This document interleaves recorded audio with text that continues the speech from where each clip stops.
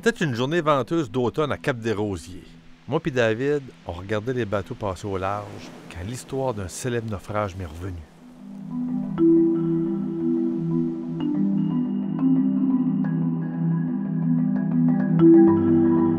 Il y a un monument juste derrière nous. Oui. C'est le monument commémoratif du Carrick. OK. Un navire irlandais qui a sombré ici dans les eaux du Golfe en 1847.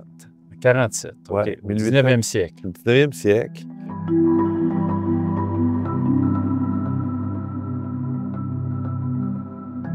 Les Irlandais, c'est pas une surprise pour toi. Comme nous, comme les Canadiens français, ils ont subi la conquête, bien avant nous, la conquête britannique. L'impérialisme britannique. On est en plein cœur de ça. Au 19e, c'est la reine Victoria qui est là. L'objectif à peine voilé des Britanniques, c'est d'assimiler les Irlandais catholiques. Puis, quand on arrive vers la moitié du 19e, vers les années 1850, la maladie de la pomme de terre arrive, le mildiou. Le mildiou. C'est un genre de champignon qui s'attaque à la pomme de terre, qui, là, va faire sombrer les Irlandais dans la famine. Et on dit que la population va chuter de plusieurs millions d'habitants. Des Heinz. On voit des O'Connor, évidemment. O'Connor, c'est typiquement irlandais. Kavanagh, des Gallagher, on entend encore ces noms-là. Tout à fait. Alors, le Carrick, c'est un navire anglais, un brick, 87 pieds de long, 180 personnes à bord, hommes, femmes, enfants. Il va partir du port de Sligo le 5 avril 1847. Quand on va vouloir remonter le Saint-Laurent, il y a une tempête infernale qui se déchaîne, pluie, vent, verglas. Ils sont presque rendus. Ils sont presque rendus. Et là, ils s'en allaient à Gros-Île, où il y avait une station de quarantaine pour le choléra. Alors, on veut remonter le Saint-Laurent, tempête infernale.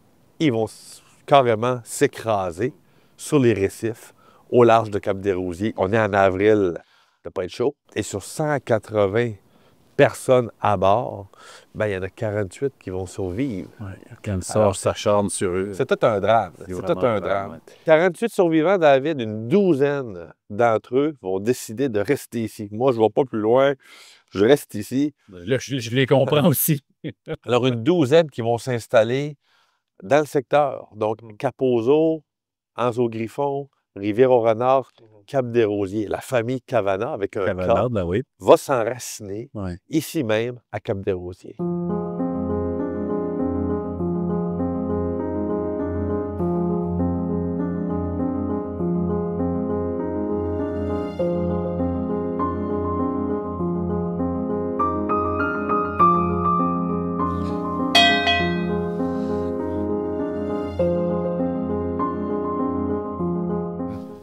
Retrouvé à Blanc-Sablon par M. Alphonse Ruet le 24 septembre 1966. Bon. Fait que Comment est-ce qu'elle s'est ramassée là? On ne le sait pas trop. Écoute, Est-ce qu'elle a dérivé? Est-ce forcément. qu'elle a été transportée? Il y aura de nombreux naufrages en Gaspésie, le long du fleuve, le long du Golfe, tout le long du 18e, du 19e siècle. Puis, il y aura toujours des pressions de fait, des pressions, des demandes, des pétitions pour installer une route des phares parce qu'on ne voit pas la côte. Quand le naufrage a lieu en 1847, le phare de Cap-des-Rosiers n'est pas là.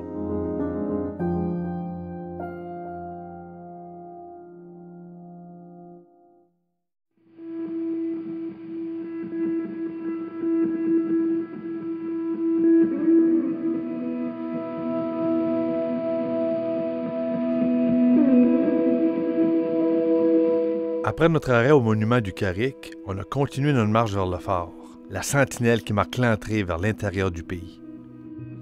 Le plus haut phare au pays, 112 Incroyable. pieds. Ouais. Hey, c'est Tout en briques. tout un monument, là. Fin 19e siècle, on construit des phares surtout en bois, parce que c'est la matière qu'on a le plus en Gaspésie, mais celui-là est à un endroit tellement stratégique, à l'entrée du pays, donc entre le Golfe et plus loin, on remonte le fleuve. Alors, on va le construire en matière beaucoup plus durable, plus solide. Puis d'ailleurs, 1858, il a fallu le restaurer un peu, mais il a fière allure. Oui.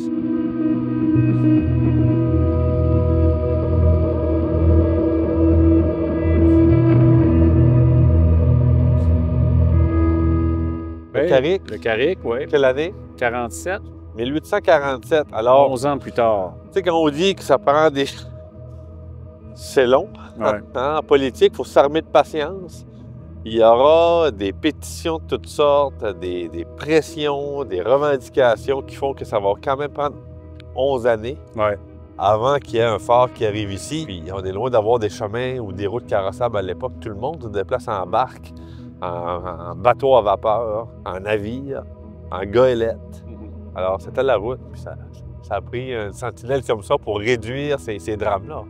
Celui-là va guider les navigateurs parce que la route, c'était la mer.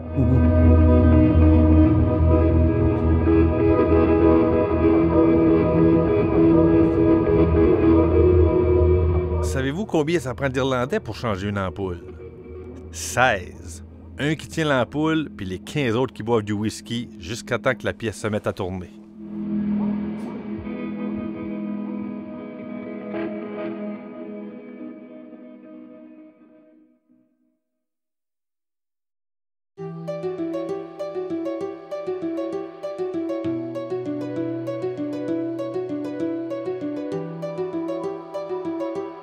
Puisqu'on avait un peu de temps à tuer et qu'on était dans les histoires de phares et de naufrages, j'ai pensé amener David visiter un de mes endroits préférés dans le coin, le phare de Pointe-à-la-Renommée. Hey, OK. C'est la réplique de l'ancien phare de 1880, probablement construit à la même échelle.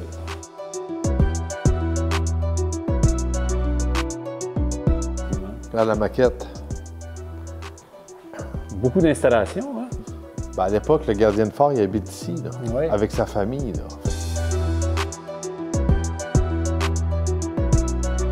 On est dans la réplique Ouais. du premier phare. Ouais. Alors, on a reconstruit à l'échelle, probablement, Magnifique. ce qu'on appelle à l'époque une maison phare. Ouais. Alors, le gardien de phare habite sa famille. ici avec sa famille. Il s'appelle James Aska. Ouais. Et il y aura toute une dynastie Aska de gardiens de phare. La dynastie ou la famille Aska va être responsable des installations ici, de l'entretien. Il y avait même un bureau de poste ici, une station de télégraphie. Vont en être responsables de 1880 jusqu'en 1943. Quand même. La même famille. Ouais. Et James Aska est un descendant direct d'un grand général britannique, James Wolfe. C'est lui-là même qui va battre Montcalm sur les plaines d'Abraham. Un bel endroit, hein? Ouais. Gardien de phare, James Aska. Tiens, c'est lui, ça. Un vieux loup de mer. Puis on dirait que dans la vitrine ici, ça semble C'est la être... même lunette, oui. Ça semble être à longue vue. Ça. Wow! La famille habite ici. Parce qu'on est loin de la 132, là, en 1880, on ne retourne pas à la maison le soir. On habite ici. James Aska, lui seul, va être gardien de phare de 1880 à 1933. Puis ouais, il va décéder pas longtemps après. Il avait 85 ans. En fait. Je faisais ça pratiquement toute ta vie.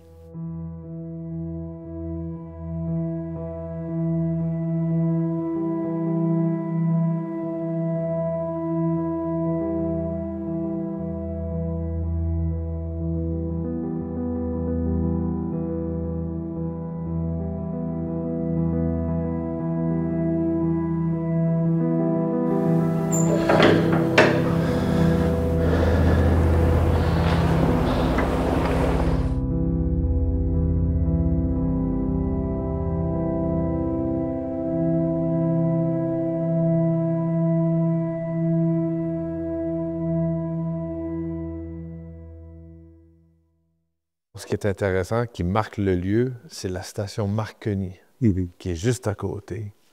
Puis ça vaut la peine que je t'en parle puis qu'on aille voir ça. Oui, on va aller voir ça. Parce que c'est la première station de télégraphie du genre au Canada. Et c'était issu du grand inventeur italien de l'époque, Marconi. Ouais.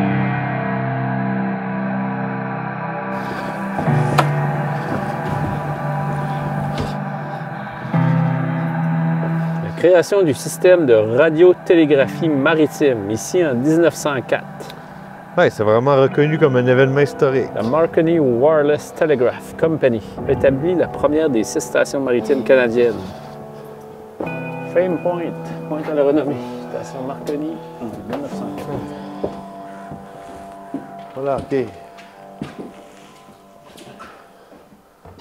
La station Marconi. Tu as un nom qui dit quelque chose? Marconi, oui, effectivement. C'est un homme, début du 20e siècle, assez connu, assez célèbre, bien vu en tout cas, parce qu'il va faire une invention au niveau des télécommunications assez importante. Et il va inventer la télégraphie sans fil. OK. Fait qu'en 1904, ici, on installe une station de télégraphie sans fil et c'est une filiale de la compagnie Marconi Telegraph qui va l'installer ici.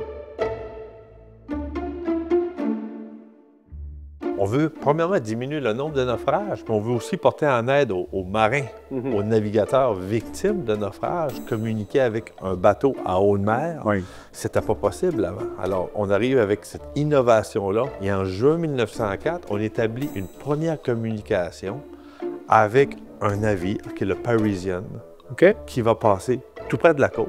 Et on va établir une communication avec ce navire-là qui va durer 1h08 minutes. Wow. Et on se répond de façon courtoise. L'exploit, c'est que c'était la première communication sans fil entre le continent et un navire en haute mer.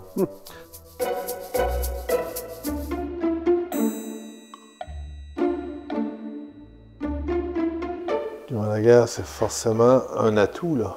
On peut communiquer avec les convois, on voit les sous-marins allemands, on peut les repérer d'une part, mais on peut signaler leur présence.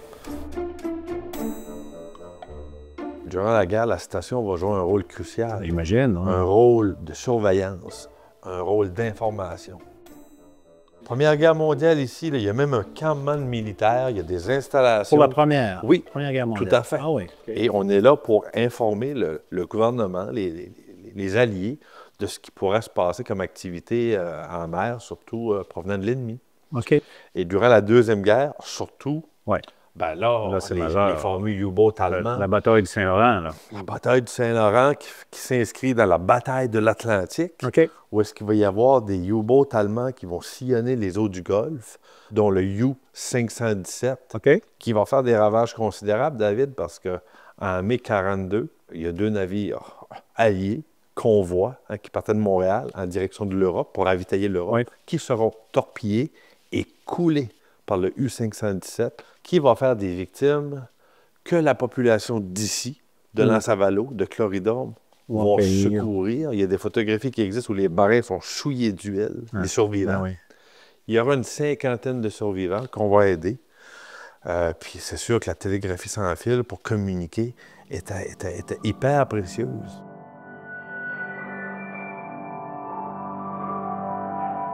J'ai toujours été fasciné par ces petits coins isolés qui, par un détour inattendu, s'inscrivent dans le grand livre de l'histoire.